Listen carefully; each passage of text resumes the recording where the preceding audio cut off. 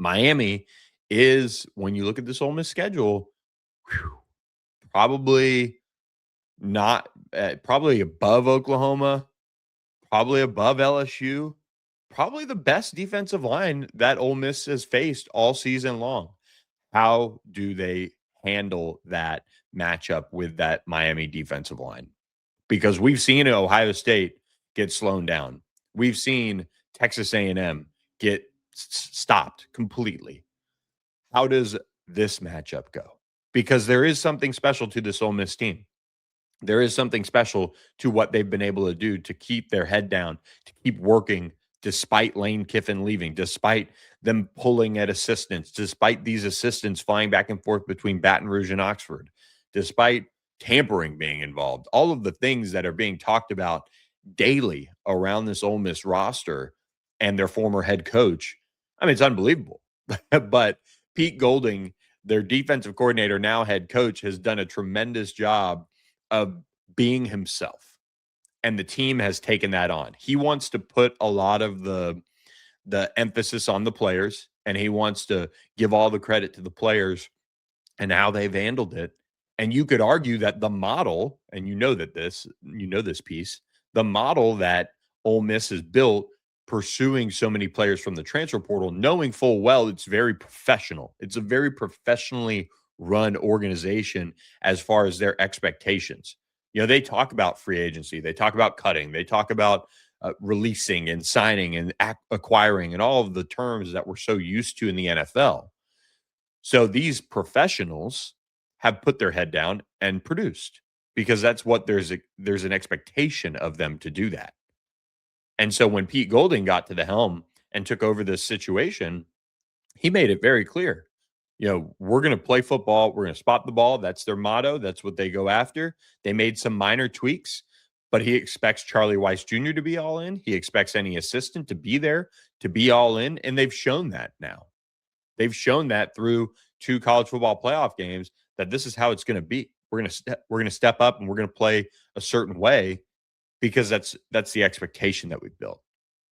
And he's very, when Pete Golding and Lane Kiffin could not be any more different, as far as who they are, how they talk, how they dress, how they this, how they that. But the mentality that Ole Miss's defense has had these last few seasons under Pete Golding, you've seen it take over this entire football team more and more each year that he's been there. And it's now paying off with this college football playoff run. That said, when you look at the Ole Miss defense, allowing 5.3 yards per play from opponents, this is not the Ole Miss defense of last year. This is a little bit more bend but not break. That is a challenge for Ole Miss. Their red zone scoring defense allowed is not something that you really sit there and you want to tout. Almost 90% red zone scoring efficiency for opposing offenses against this Ole Miss defense. So that is another piece for that Miami offense now, when you look at that group and how they have been playing well enough for them to win these 2 major college football playoff games, playing well enough where they're not hurting you and doing things that can take away from what your defense is doing and giving extra possessions and all of those things. And at the same time, Miami's offense sitting there scoring in the red zone at a 90% clip. Ole Miss's offense, 85%, so still pretty good there. But when you look at that allowed red zone defense scoring, Ole Miss giving up 89% in the red zone, Miami 79% in the red zone. That is a very interesting stat to watch for me going into this game. Who comes away with field goals? Who comes away with touchdowns? Big difference there, because you do have to capitalize on these drives when you're facing a Miami defense. If you're Ole Miss, first and foremost, Ole Miss's offense, they have to put touchdowns on the board when they have opportunities, because how many opportunities are you going to have? That is a huge question for me. They are one of the better scoring defenses in college football. And when it comes to the red zone and keeping teams out of that, and Ole Miss has just not necessarily been as good in that regard, and it's a pretty stark difference, and it's a concerning difference. They're among the bottom 15 or so teams in the country at red zone scoring defense.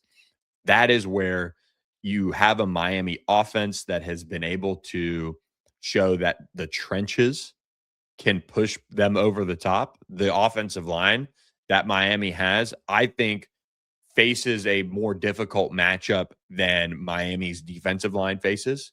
Miami's offensive line faces a group led by Randall Joyner on the defensive line that has some dudes on it. William Eccles and Zay Harris and Suntarian Perkins who can rush the passer and really kind of ruin Carson Beck's day if that group up front, led by Francis Maui Noah, doesn't protect him at a high level.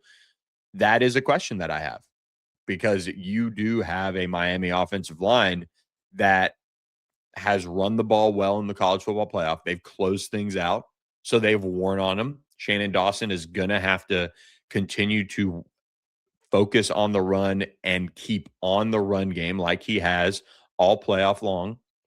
And eventually it could wear down this Ole Miss defense. That is going to be something that they are going to try to do. And at the same time, this is the moment I think that Carson Beck has to make a couple explosive throws that really change the game, that really take it to another level for Miami.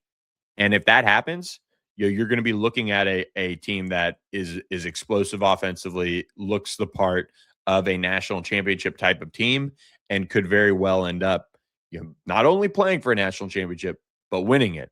That is probably the thing that I'm watching closest. Can Carson Beck, step up a level in terms of what he has done so far this playoff without compromising and turning the football away because he's being more aggressive? Big question I have there. I'll be fascinated to see how this Ole Miss secondary plays. They've got a bunch of different pieces there. That is something that I think, and it's kind of been a little interesting to watch unfold. But Ole Miss, the way they built this team, they built them without a star in a sense. They brought and now there are stars. Now there's Trinidad Chambliss. Now there's Kewan Lacey. Kewan Lacey was a very limited use running back out of Missouri last year in the transfer portal. But they brought him in and they bet on him big, and it won in a big way. They could tell early on. They brought in multiple receivers. They didn't bring in a Trey Harris. They didn't bring in some of these, high price tag guys. They didn't bring in a Walter Nolan. They littered their linebacking core with transfers. They littered their secondary with transfers. No one was really this like day one transfer portal freak who's going to be a top 3 round NFL draft pick that they had to pay millions of dollars for. They didn't do that this year. They built it on depth. But when you have guys who have true stardom ahead, like a Malachi Tony, like a CJ Daniels, how does that play out against that Ole Miss secondary? That's something where they've faced a lot of talented receivers. They've been able to generally play a good level of defense against a lot of these explosive receivers. As far as the passing game for opposing offenses, they've been able to be a top 30 pass defense as far as yards per play. And they're one of the best passing offenses in the country, top 10. So that is a really interesting piece to this puzzle because Miami has a couple of explosive players that can really put stress on you and maybe make you defend that whole width of the field. What does that mean for Mark Fletcher in the run game? I would bet on Miami's offensive line maybe taking just a slight step back this game as far as what they're able to do as far as running the football. But make no mistake, they're going to stick with it